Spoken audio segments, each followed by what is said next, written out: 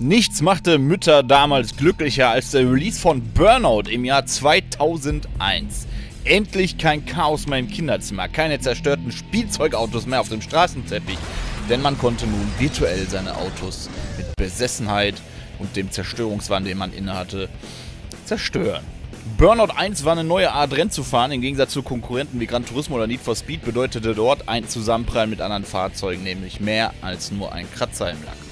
Grafisch machte Burnout zu seiner Zeit einen recht guten Eindruck. Das Gameplay basierte auf Arcade und die Strecken waren zugleich fordernd, aber auch nicht zu schwer. Das wirklich Besondere waren nun aber die Crashs. Je mehr Unfälle du gebaut hast, umso kritischer wurde es noch, den nächsten Checkpoint zu erreichen. Denn Burnout 1 hatte in seinen Rennen einen Timer, der dir vorgab, in welcher Zeit du den nächsten Checkpoint erreichen musst. Das führte auch hin und wieder zu kleinen Wutanfällen, wenn die Gegner schwer waren und um jeden Preis Unfälle vermeiden musstest, was nicht immer ganz einfach war. Vor allem, wenn du mit dem Boost oder auch dem Nitro mit Topspeed unterwegs warst.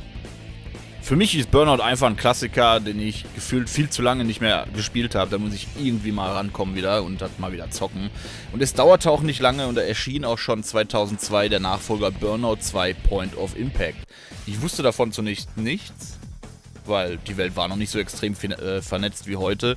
Es gab zwar Handys mit Internet und so, aber das war im Entferntesten nicht so einfach wie heute.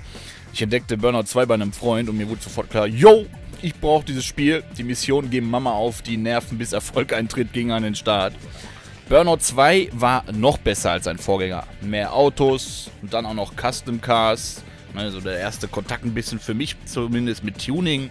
Und ja, die Crashs waren einfach noch intensiver. Der neue Crash-Modus machte einfach nur Spaß.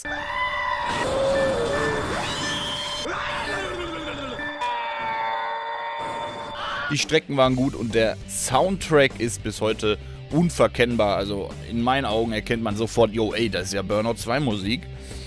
Ja, 2003 erschien kein Burnout. Dafür wurden wir da mit Need for Speed Underground beglückt. Und darauf das Jahr kam dann Burnout 3 Takedown. Wie zuvor konnten wir wieder wilde Rennen fahren und auch noch heftigere Crashs erleben. Der Crash-Modus war besser als je zuvor, dank der Aftertouch-Funktion, Explosionen und Multiplikatoren. Also da gab es eine ganze Menge Neues. Ja, das machte manche Crash-Kreuzungen aber auch umso schwerer, aber es war einfach genial. Was aber völlig neu war, waren die Takedowns. Und das erklärt euch am besten mal der DJ. Bekämpft eure Gegner, indem ihr sie abdrängt, rammt, wegschiebt und zermalmt. Ihr bekommt einen Boost-Bonus und könnt damit sofort eure Gegner aufmischen. Wollt ihr mehr Risiko? Dann versucht eure Mitstreiter mit Takedowns auszuschalten. Mit einem Takedown werft ihr einen eurer Rivalen aus dem Rennen. Dann wächst eure Boost-Anzeige und wird aufgefüllt. Aber wenn ihr einen Takedown kassiert, schrumpft eure Boost-Anzeige. Okay, es gibt noch was Neues. Crash Aftertouch. Wenn ihr crasht, wird die Impact Time aktiviert. Und in der Impact Time könnt ihr euer Wrack lenken. Ist das cool? Mit Crash Aftertouch könnt ihr Aftertouch Takedowns erzielen. Oder Stellen erreichen, die andere Crasher nicht erreichen können. Diese Durchsage wurde euch präsentiert von Crash FM. Burnout 3 war einfach ein super Game mit vielen Challenges, damit man auch lange was zu tun hatte. Ne? Man erinnert sich vielleicht diese Spezial-Takedowns oder mach in einen Rennen Dreifach-Takedown, Doppel-Takedowns und keine Ahnung, was es da alles gibt. Oder crashe deinen Gegner in einen Tuk-Tuk oder diese dreirädrigen Dinger da, die in Asien rumgefahren sind. Ja, als kleinen Bonus gab es sogar noch die Demo von Need for Speed Underground 2. Das war damals auch einfach so ein heiß erwarteter Titel. Es war einfach eine absolut goldene Zeit. EA hat uns mit Rennspielen versorgt, die einfach nur tippitoppi waren. Einfach wirklich Wahnsinn. Du musst überlegen, Burnout 2 war genial. Darauf das Jahr kam Underground. Dann Burnout 3 und Underground 2. Darauf das Jahr kam Most Wanted. Oh mein Gott, was ist passiert, EA? Was zur Hölle? So, ein bisschen entglitten die Nummer, aber sei mal im Ernst, wenn du mal überlegst, was für Spiele die damals rausgehauen haben in dem Zeitraum, ist einfach Wahnsinn, ne?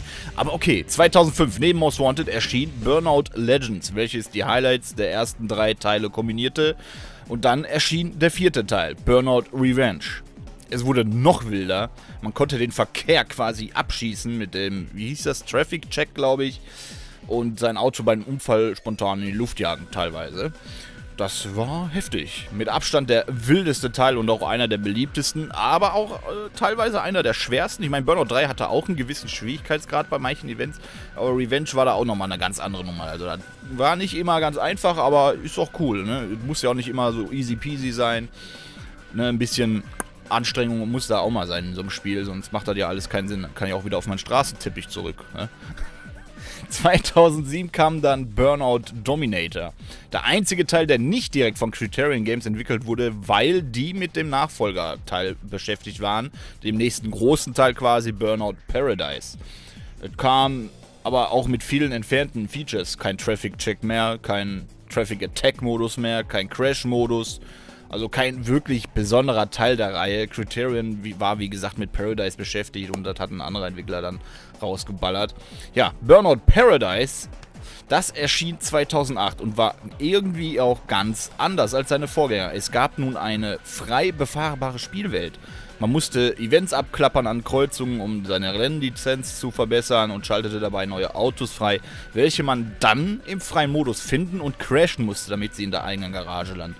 Man konnte auch online in die freie Fahrt und sich mit anderen Spielern rumprügeln oder Challenges bestreiten. War immer eine ganz wilde, geile Zeit. Im Großen und Ganzen war Burnout Paradise war kein schlechtes Spiel, hatte auch recht gute Verkaufszahlen, aber trotzdem fanden viele seinen Vorgänger besser, was ich auch nachvollziehen kann, weil irgendwie hatte Burnout Paradise nicht mehr so ganz den Charme wie zum Beispiel Burnout 3 oder Burnout Revenge.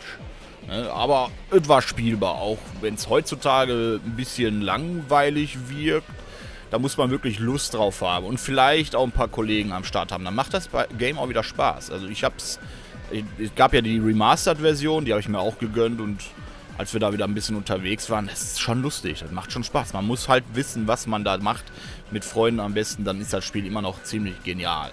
Aber okay, ja, 2011 erschien dann Burnout Crash, ein eher arcade-mäßiges Spiel war das.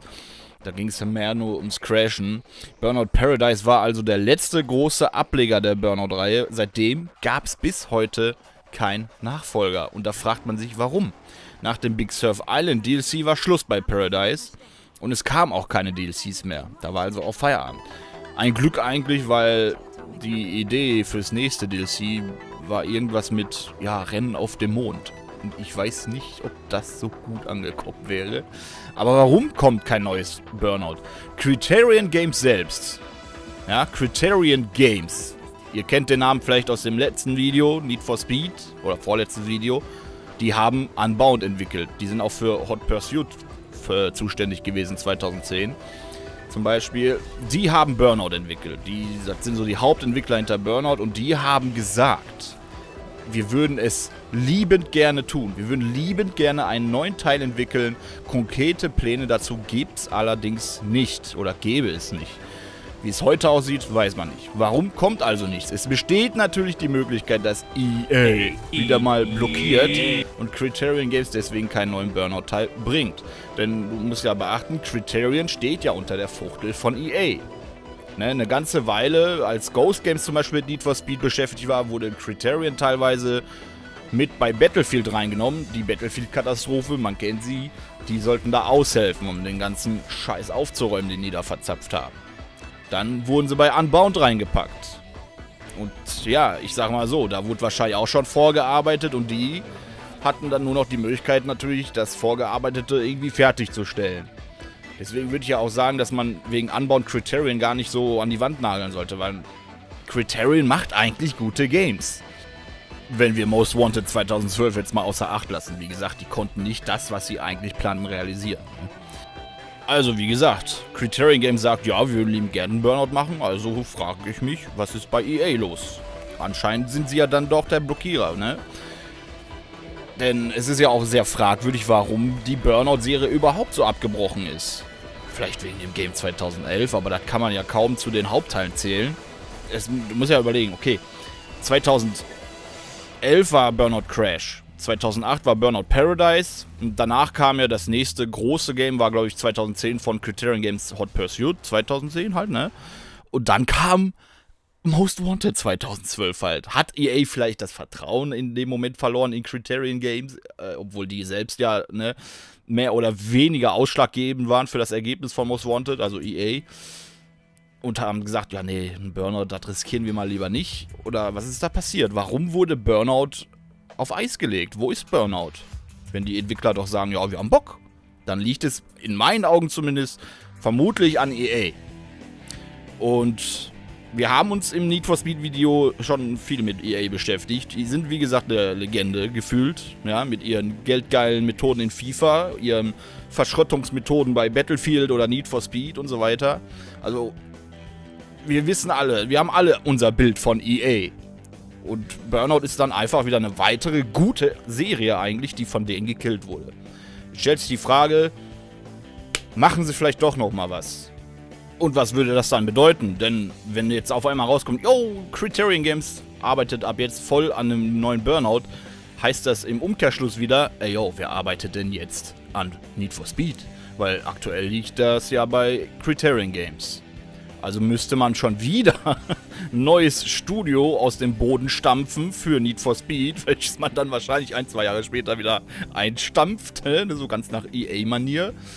Und ja, und dann ist noch die Frage, wie wird das nächste Burnout? Bleiben sie ihrem alten Stil treu oder kommt da irgendwas ganz Neues, wo man sich denkt, okay, ist wieder so ein EA-Titel. Eins ist am Ende klar, Burnout war eine einzigartige Serie, eine gute Serie, eine tolle Abwechslung zu Sim-Racing oder anderen Arcade-Racern.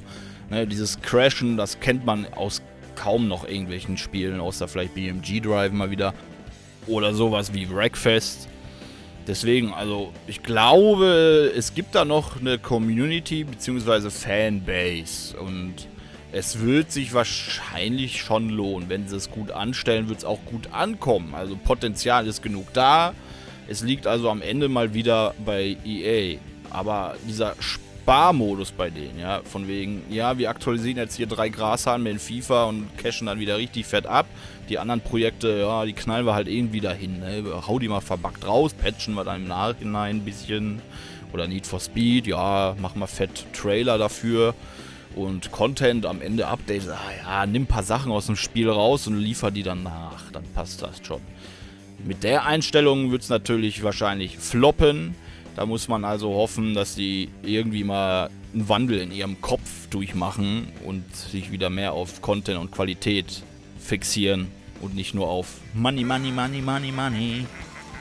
Schreibt mir gerne mal eure Meinung dazu in die Kommentare und wie ihr das empfunden habt. Habt ihr Burnout gespielt? Wenn ja, welchen Teil oder alle?